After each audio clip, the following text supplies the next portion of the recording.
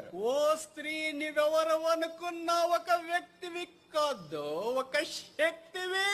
కాబట్టి ఆ 3వ వచనంలో మనం చూస్తుంటే నీవు సామాన్యమైన వ్యక్తివి కాదు సుమా, నువ్వు గొప్ప శక్తివి. ఒక శక్తివి మాత్రమే కాదు, ఒక సమోన్నతమైన శక్తివి. నీవు మామూలు శక్తివి కాదు, ఎంతో సమోన్నతమైన మహోన్నతమైన శక్తివి. సమోన్నతమైన శక్తివి మాత్రమే కాదు, ప్రార్థనా శక్తివి. అంతేకాదు నువ్వు ప్రార్థనా శక్తివి. ఒక ప్రార్థనా శక్తివి మాత్రమే కాదు, ఒక ఆత్మీయమైన శక్తివి. అంతేకాదు ఒక ఆత్మీయమైనటువంటి శక్తివి నీవు. ఎవరు చెప్పారు నీ ఒక స్త్రీవని?